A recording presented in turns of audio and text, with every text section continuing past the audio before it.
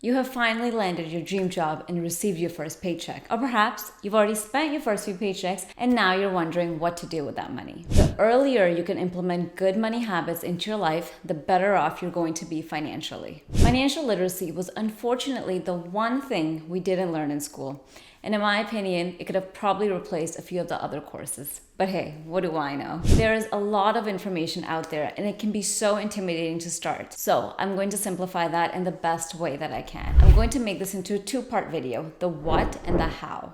So what are the steps of the financial planning ladder?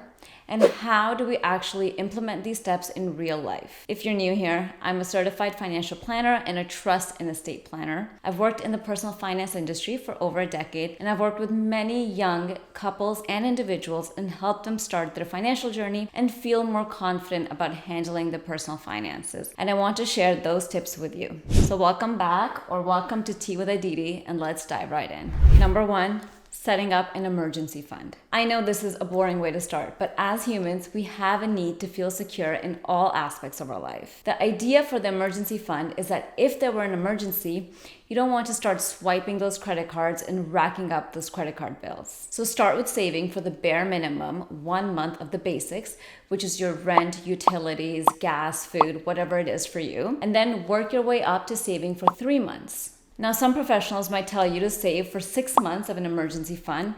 However, I think it's a personal choice depending on your situation. So, say you're self-employed or you have a family to take care of, you might feel more comfort of having a 6-month safety net instead of one. But for the majority of you who are just starting off their careers, 6 to 12 months saved up an emergency fund is too much to ask for. So aim for that 1 to 3 month mark and then build up from there. So where do you save this money? You want to keep it in an account that's easily accessible. So when you don't need it, you just leave it in there and you forget about it. And when you need it, you have easy access to it. You can consider keeping it in a high interest savings account so at least it's earning some interest for you. Number two, pay off high interest debts. Have you ever considered what it looks like to pay only the minimum balance on your credit card? Say you have a credit card with a balance of $5,000 and an annual percentage rate of 18%. Now let's assume the minimum payment is 3%, which is $150. It's going to take you 47 months to pay off this credit card, assuming you have no further expenses on it. The total interest you would have paid is $1,983. Now, that doesn't seem like that much in the long run, but remember, the balance was only $5,000. And many of us have much more than $5,000 sitting in credit card debt. You want to focus on paying off the loans with the highest interest rate first. Credit card is generally the worst, so tackle that first. For me, anything above a 6% would be considered a high interest debt, so tackle all of those. If you have low interest debts like student loans, you may want to wait until later in the financial planning ladder to take care of that and pay it off. The third step in the ladder is to max out your at-work plans. If you work for a company where you have the option of contributing to a 401k or a RRSP and your employer matches a portion of your contribution, you definitely want to take advantage of this. So say you're earning $50,000 a year and your employer has agreed to match up to 6% of your contribution towards that retirement account. So if you were to contribute $3,000 towards this account, your employer would match that and also contribute $3,000. That's a lot of money, and to me, that's free money. In the States, of the people contributing to this account, only 24% are actually taking full advantage of that employer contribution.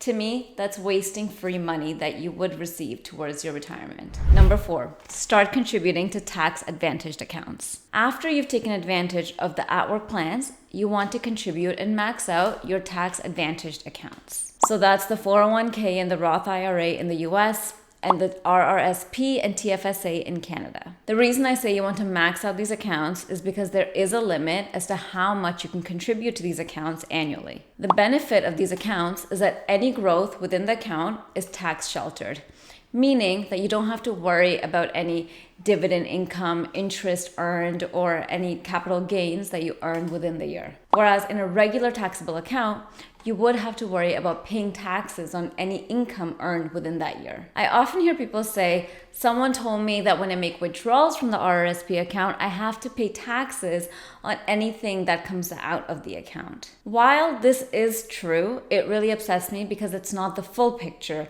and the person giving that advice is probably not qualified. When you make contributions to the RRSP, the 401k, or the IRA, you get a tax deduction.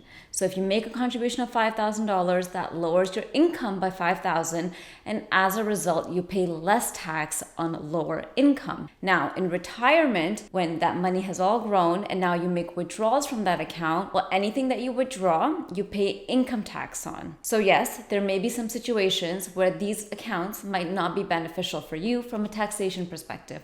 However, if you're just starting off your career and you're just starting your investing journey, you're probably not in that situation. And so if I were you, I would take advantage of these accounts. Now, just because you've contributed money into this account doesn't mean you've actually invested it. You have to go a step further and invest that money. And we're going to cover that in part 2 of this video. Number 5, invest in taxable accounts. Now that you've already taken advantage of a tax-advantaged account, you can consider investing your money in a non-registered account. Taxable accounts are different because any interest income or dividend income that you earn will be taxed in the year that you earn it. Investing in taxable accounts and what to pick and how to do it and how to start the whole process is what we're going to cover in part 2 of this video. So make sure you watch that next. Now, the one thing we didn't cover is paying off low interest debts and where this fits in with the financial planning ladder. Low interest debts are your student debts, your car loans. And the reason I don't have this in the 1 to 5 is because it's a personal choice of where it fits in. The math on this is simple. If the interest rate on your loan is lower than the interest rate that you would receive if you went and invested the money, then you're better off investing the money. However, if the interest rate on the loan is higher than you would receive if you invested the money, then maybe you should focus on paying off the loan instead of investing the money. What I mean by this is if your student loan has an interest rate of 3%, but say you took that money and you invested it and you would earn a 5%, then you're better off investing the money. However, if the interest rate is still 3% on that loan, but with the money you're just going to put in a GIC and that's earning you a 2%, then maybe you're better off paying off the loan. However, it's not always simple math. There's a big psychological factor that goes into it. Some people just like to be completely debt-free. It boosts their confidence, and many times it's a cultural thing. Some people have just grown up thinking being debt-free is the best way to be. For example, we had a line of credit where we were just paying the minimum payments required per month. However, recently, when the interest rates went up, we didn't feel so comfortable carrying that line of credit, and so we started making larger payments towards it to get rid of that and to lower the amount. Was that the right decision? I'm not sure, but like I said, it's not always simple math. Now that we've covered the what, make sure you watch the next part of this video to figure out the how. Thank you for watching. Thank you for your support. Don't forget to like, subscribe, and comment, and I'll see you next time. Cheers.